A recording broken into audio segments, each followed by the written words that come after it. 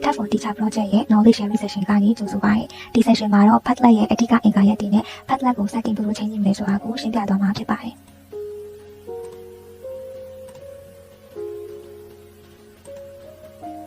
ပထမဆုံးအပိုင်းအနေနဲ့ Padlet ဖန်တီးတဲ့အခါမှာ layout ဘယ်လိုရွေးချယ်ရမလဲဆိုတာကိုစပြီးတော့လေ့လာကြပါမယ်။ Padlet အတွက် layout အမျိုးမျိုးရွေးချယ်တဲ့အခါမှာစိတ်ကြရွေးချယ်လို့ရပါမယ်။ဒီနေရာမှာအသုံးချတဲ့ပုံစံပေါ်မှာမူတည်ပြီးတော့ Padlet layout ကိုရွေးချယ်လို့ရပါမယ်။အကြောင်းအရာတွေကိုအလိုလျောက်စီစဉ်ပေးရမျိုးကိုရချင်နေဆိုရင်တော့ wall layout ကိုရွေးချယ်တင်ပါတယ်။အကြောင်းအရာတွေကိုခေါင်းစဉ်လိုက် column ခွဲပြီးတော့စီစဉ်ဖို့အတွက်ဆိုလို့ရှိရင်တော့ shape layout ကပို့ပြီးတော့တင်တော်ပါတယ်။အကြောင်းအရာတွေကိုလွတ်လွတ်လပ်လပ်နေရာချနိုင်စူးစီးချိတ်ဆက်နိုင်ဖို့အတွက်ဆိုရင်တော့ canvas layout ကရွေးချယ်တင်ပြီး timeline ရဆိုရင်တော့ချိန်ကာလအလျောက်အစီအစဉ်တခြားပေါ်ပြဖို့တင်တော်တဲ့အမျိုးအစားဖြစ်ပါတယ်။နေရာဒေသနဲ့သက်ဆိုင်တဲ့အကြောင်းအရာတွေအထူးသဖြင့်ပထဝီဝင်သင်ခန်းစာတွေကိုပေါ်ပြဖို့အသုံးချနေဆိုလို့ရှိရင်တော့ map layout ကပို့ပြီးတော့တင်တော်ပါတယ်။ Padlet ရဲ့ layout တွေကိုလေ့လာပြီးတော့တဲ့အခါမှာအကြောင်းအရာတွေကိုဘယ်လိုထည့်သွင်းလဲဆိုတာကိုဆက်ပြီးတော့ရှင်းပြပါမယ်။ Padlet တစ်ခုမှာအကြောင်းအရာတွေ post တွေတင်ဖို့အတွက်ဆိုရင် Padlet ရဲ့မျက်နှာပြင်ညာဘက်အောက်ထောင်မှာရှိတဲ့အပေါင်းပုံစံခလုတ်ကလေးကိုနှိပ်ပြီးတော့တင်လို့ရပါမယ်။ Padlet ရဲ့နေရာလို့တစ်ခုမှာတစ်ဖက် click နှိပ်ပြီးတော့လည်း post တွေစပြီးတော့တင်လို့ရပါတယ်။ကိုယ့်ရဲ့ device ထဲမှာရှိတဲ့အတန် file ဓာတ်ပုံ video file တွေတင်ဖို့အတွက်ဆိုရင်တော့ file တွေကို drag and drop ဆွဲထည့်ပြီးတော့လည်းတင်လို့ရပါမယ်။ website တစ်ခုကိုကနေပို့လာတဲ့အကြောင်းအရာတွေကို Padlet မှာ copy paste လာလုပ်လို့လည်းရပါတယ်။ဒီ Padlet မှာထည့်သွင်းနိုင်တဲ့အချက်အလက်အမျိုးအစားတွေကတော့စာရွက်စာတမ်းတွေ link တွေနောက်ကိုကနေချိတ်ဆက်ပြီးတော့လည်းတခါနဲ့တိုင်းရတဲ့အသုံးပြုပြီးအချက်အလက်တွေရှာဖွေလို့ရပါတယ်။စာရွက်စာတမ်းအမျိုးအစားတွေမှာတော့ PDF file ဖြစ်စေ PowerPoint file တွေဖြစ်စေ web file တွေဖြစ်စေအလဲတူတင်လို့ရပါတယ်။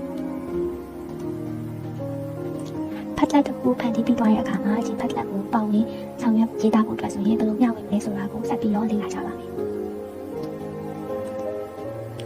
Padlet တစ်ခုစတင်ဖန်တီးလိုက်ပြီဆိုတာနဲ့အလွယ်တကူ link ကိုယူပြီးတော့ပါဝင်ရေးသားဖို့ဖိတ်ခေါ်နိုင်ပါတယ်။ QR code ကနေတစ်ဆင့် scan ဖတ်ပြီးတော့လည်းအလွယ်တကူဝင်ရောက်ပြီးတော့ Padlet မှာ post တွေရေးသားလို့ရပါမယ်။ဒါအပြင် learning management system တွေဖြစ်တဲ့ Google Classroom, Blackboard တို့မှာ Embed code တွေထည့်သွင်းပြီးတော့လည်းအသုံးချလို့ရပါတယ်။ကျောင်းသူကျောင်းသားတွေပါဝင်ရေးသားထားတဲ့ Padlet တွေကိုမှတ်တမ်းအနေနဲ့သိမ်းဆည်းခြင်းတွေဆိုလို့ရှိရင်တော့ export function ကနေတစ်ဆင့်တွားပြီးတော့အလုပ်လုပ်လို့ရပါတယ်။ဒီလိုမျိုးမှတ်တမ်းအနေနဲ့သိမ်းဆည်းတဲ့အခါမှာဆိုလို့ရှိရင်လည်းပုံစံအမျိုးမျိုးနဲ့ထုတ်ယူပြီး export လုပ်လို့ရပါတယ်။ PDF file အနေနဲ့လည်းသိမ်းဆည်းလို့ရတယ်လို့ဓာတ်ပုံဒါမှမဟုတ် Excel spreadsheet အနေနဲ့လည်းသိမ်းဆည်းလို့ရပါတယ်။ Padlet ရဲ့အဓိကအင်္ဂါရပ်တွေကိုလေ့လာပြီးတဲ့အခါမှာတော့ကျွန်တော်တို့ Padlet တစ်ခုကိုစတင်ပြုလုပ်ခြင်းလို့လည်းဆိုတာကိုဆက်ပြီးတော့လေ့လာကြည့်ကြပါမယ်။ Padlet ကိုရဲ့စတင်ဝင်ရောက်ဖို့အတွက်ဆိုလို့ရှိရင်တော့ Padlet စာမျက်နှာမှာဘေးဘက်မှာရှိတဲ့ gear ပုံ icon ကိုနှိပ်ပြီးတော့ဝင်ရောက်လို့ရပါတယ်။ဒါအပြင် Padlet ရဲ့ခေါင်းစဉ်ကိုတစ်ဖက်ကိုနှစ်ချက်နှိပ်ပြီးတော့လည်းပြင်ဆင်မှုလေးပြုလုပ်လို့ရပါတယ်။ Padlet စတင်ကိုင်းရဲ့အပိုင်းကနေနဲ့ Padlet ရဲ့ပုံပန်းတင်တင်နဲ့အမှတ်အသားကိုဘယ်လိုချိန်နေလဲဆိုတာကိုစပြီးတော့လေ့လာကြည့်ကြပါမယ်။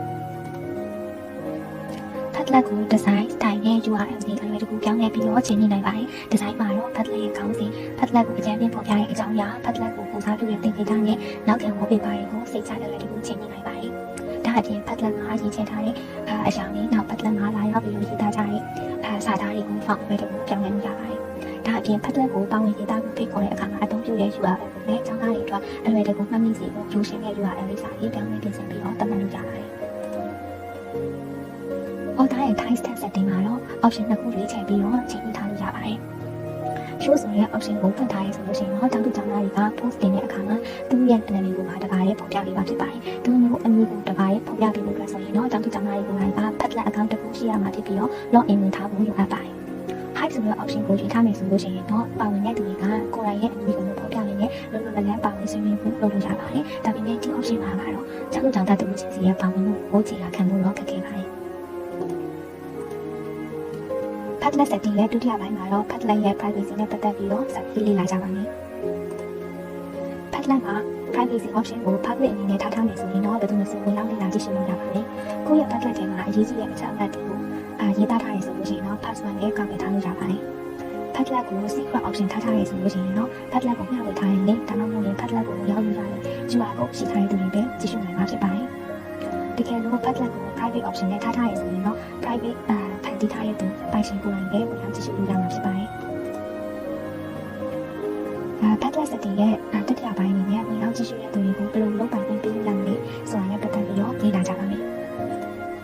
Padlet ထဲမှာလာရောက်ကြည့်ရှုတဲ့သူတွေကိုဖတ်ရှုလုပ်တဲ့အခြေအနေပေးထားမယ်ဆိုလို့ရှိရင်တော့ viewer option ကိုရွေးထားလို့ရပါတယ်။ Padlet ထဲကိုပါဝင်ပြီးတော့အတူတကွစာရေးသားဖို့ခွင့်ပြုမယ် post တင်ဖို့ခွင့်ပြုမယ်ဆိုလို့ရှိရင်တော့ writer option ကိုရွေးပြီးတော့ညှိနှိုင်းလို့ရပါတယ်